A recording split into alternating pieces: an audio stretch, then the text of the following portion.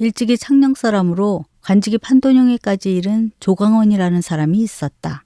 그는 성품이 온화하여 많은 백성들의 희망을 받았다. 어느 해 조광원이 함흥지방을 감찰하러 떠났다. 때는 마침 가을이었다. 들판에 펼쳐진 황금빛 곡식들이 고개를 땅으로 숙이고 있었다. 한없이 펼쳐있는 노란색 지면을 빠른 걸음으로 부지런히 걸었건만 저녁 때에서야 함흥 땅을 당도하였다. 그는 객관에서 머무르기로 하였는데 길잡이가 별사로 나갔으므로 조광원은 괘씸하게 여기고 관리를 불러서 힐문하자 관리가 말하기를 객관에는 요사스러운 것이 있어서 그리하옵니다 하고 대답했다. 조광원이 크게 웃으며 물었다. 그 요사스러운 곳을 본 일이 있단 말인가? 자세한 것은 잘 모르옵니다만 들은 바에 의하면 여러 번 사객을 갑자기 죽게 하여 폐쇄한 지가 이미 여러 해가 되었다옵니다. 하물어 조광원이 복명한 사실은 마땅히 객관에 드는 것인데 어찌 함부로 요망한 것이 있다고 하여 패할 수 있겠느냐? 하고 객관으로 옮기었다. 그러자 그 고을 사또가 와서 이를 말렸으나 조광원은 듣지 않았다. 그러자 수천 기생과 예속 관절들이 피에 달아나며 하는 말이 고집 때문에 아까운 목숨을 또 잃게 되었소. 요물이 나와서 반드시 죽을 것이오. 하고 말했다. 밤이 꽤 깊었다. 아마 삼경은 되었나 보다. 가끔 들려오는 산짐승들의 부르짖음 위엔 사방이 죽은 듯 고요했다. 조광원은 원래 담력이 큰 사람이었다. 그러나 요사스러운 것이 나온다고 사또까지 나와서 말렸는지라 마음이 긴장되어 자리만 뒤척이고 있을 뿐 잠을 이루지 못하고 있었다. 촛불을 쳐다보고 생각에 잠겨 있을 때였다. 갑자기 바람이 불어와서 촛불을 펄럭이게 하다가 꺼지게 하는지라 그는 벌떡 일어나 앉았다. 때를 같이하여 스산한 움풍이 방 안에 스며들어와서 머리끝이 쭈뼛 하얘졌다. 그러자 전신이 떨려왔다. 소리를 치려다가 아무것도 보이는 것이 없이 제바람엔 놀랜지라 다시 정신을 바짝 차렸다. 이때 무엇이 내려치는 소리가 요란스럽게 들려왔다. 조금 후에 등골이 싸늘할 정도로 징그러운 여인의 웃음소리가 나더니 점차 그 웃음소리가 가까워 왔다. 조광원은 두 눈에 불을 켜고 밖을 응시하였으나 웃음소리가 이번엔 그의 바로 머리 위에서 나는 것이 아닌가. 그는 어찌나 놀랐는지 간이 콩알만해졌다. 천정에 들보가 흔들거렸다. 다시 들보 사이의 판자 속에서 히히거리는 웃음소리가 들리고 나서 널빤지를 떼는 듯한 소리가 나고 얼마 후에는 사람의 사지가 차례로 떨어져 내려왔다. 이미 조광원은 무서움에 질려서 입만 벌리고 있었다. 툭 하고 무거운 것이 떨어지는가 싶더니 여인의 가슴과 배와 머리와 얼굴이 줄지어 떨어졌다. 그리고 스스로 서로 합쳐져서 완전히 한 여인이 되었다. 살결이 눈빛과 같이 휘었으며 피나는 적이 붉은 꽃 같았다. 홀딱 발가벗은 알 몸뚱이가 엷은 홀빛 안으로 가린 것 같은데 흐느껴 울면서 잠깐 물러갔다가 다가왔다가 했다. 조광원이 용기를 내서 목소리를 가다듬어 물었다. 너는 어떠한 물건이냐? 사람이면 가까이 오고 귀신이면 그곳에 서서 말해보아라. 요기가 울면서 말했다. 분명 사람은 아니옵니다. 그렇다면 무엇 때문에 나를 찾아왔단 말이냐? 이 요사스러운 귀신아. 내가 들으니 여러 번 사신의 목숨을 해쳤다 하는데 그 죄가 막대하다. 또한 언감생심 당돌이 내 앞에 이와 같이 나타나느냐? 조광원은 격분해서 나오는 대로 말을 했다. 그러나 요기는 울기를 그치지 않으며 첩에게 하늘에 사무치는 원한이 있어서 그러하오나 사신들을 죽이지는 아니하였사옵나이다. 그렇다면 너의 원한이란 무엇이냐? 호소에 오면 그 원한을 풀어주리라. 그렇다면 말씀 올리겠사옵니다. 어깨까지 울먹이던 요기는 말을 이었다. 소첩의 뼈에 사무친 원한을 풀 길이 없는 줄로 알고 있사온데 다행히 하늘이 어른과 같으신 분을 보내셨으니 이 어찌 서론의 때가 아니오리까.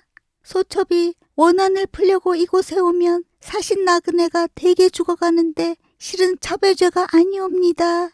첩은 이골 기생 화초였사옵니다. 그러니까 지금부터 5년 전의 일이옵니다. 따스한 봄볕이 조용한 이 고을을 비춰주는 화창한 어느 봄날이었사옵니다.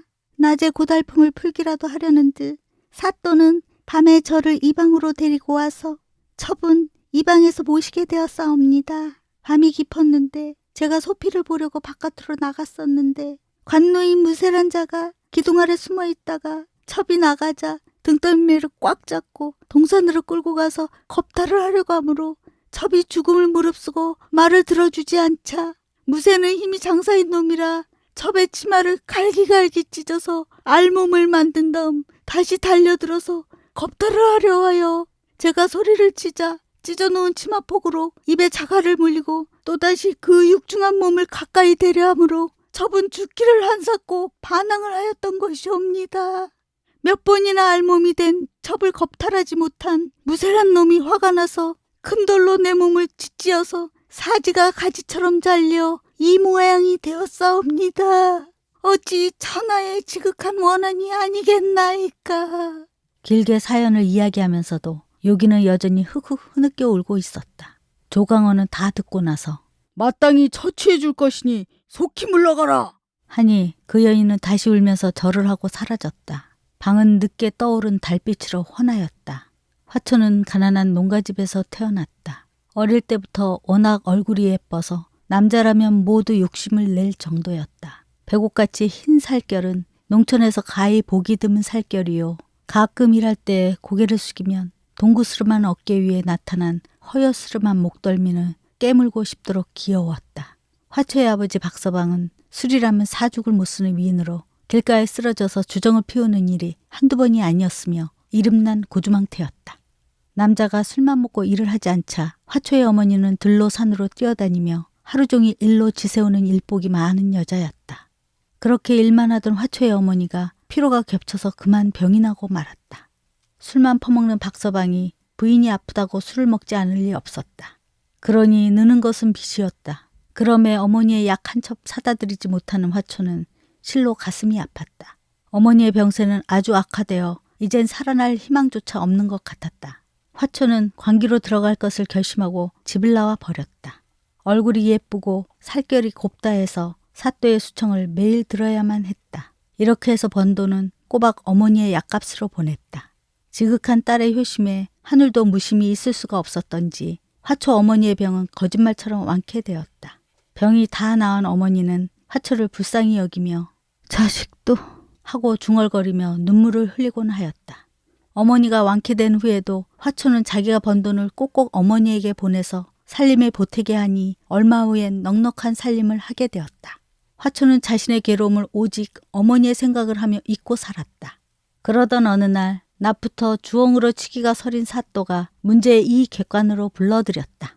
화초는 마음이 내키지 않았으나 사또의 부름인지라 어찌할 도리가 없었다. 객관에 와보니 아무도 없고 오직 사또와 자기만 있는 것이었다. 수상쩍은 생각이 머리를 스쳐 지나갔다. 밤이 깊어지자 흉물스럽게 사또는 발가벗고 이불 속으로 들어가는 것이었다. 화초는 고개를 외면하고 있다가 갑자기 소피가 보고 싶사오니 잠깐 나갔다 오겠사옵니다 하고 밖으로 나갔다. 화초는 돌아오지 않았다. 얼마를 기다려도 나타나지 않는 화초를 사또는 잔뜩 노기가 서린 눈으로 밤을 지새우며 기다렸다. 그러나 기어이 돌아오지 않았다. 이튿날 밤새도록 잠을 못 잔 사또가 호령을 했다. 여봐라 화천한 년을 당장 끌어다 대령시켜라 예이 잠시 후 찾으러 나갔던 포졸들이 돌아왔다. 이때부터 불쌍한 효녀 화초는 소식이 끊긴 것이다. 요기가 그림자도 없이 사라진 후 조강원이 곧 통인을 불렀으나 대답하는 자가 한 사람도 없었다. 그도 그럴 것이 화초가 행방을 감춘 뒤로는 객관에서 자기만 하면 죽은 시체로 발견되었기 때문이었다. 고을에 도착한 조강원은 기한을 점렬한 후에 화초의 이름을 찾아내고 지난밤의 일들을 생각하고 있었다. 여인이 원한이 있어서 내게 나타난 것이 틀림없었구나. 이렇게 혼잣말로 중얼거리며 무쇠란 이름의 관노를 곧 묶으라 하고 많은 사람을 대동하여 동산으로 가서 커다란 돌을 들어 올리게 하니 그곳엔 끔찍한 여인의 시체가 있었다. 살결은 희고 고우며 조금 더 썩지를 않았다. 시체를 뜰에 내어놓고 무쇠를 신문하니 무쇠는 사실대로 자백을 했다. 무쇠를 시체 앞에 때려 죽이고 고을 사또로 하여금 화초의 시체를 염을 잘해서 후이 장사를 지내주게 했다. 그로부터는 객관의 원부의 귀신이 나타나지 않았다고 한다. 옛말에 여자가 독을 품으면 온열에 서리가 친다는 말이 있습니다. 여자의 원한과 저주는 온열에 서리빨이 칠 만큼 매섭고 독하다는 뜻이겠죠? 화초의 원한이 얼마나 깊었으면 원혼이 되어 나타났을까요? 조강원이 억울함을 풀어주어 불쌍한 화초는 편히 잠들었을 겁니다.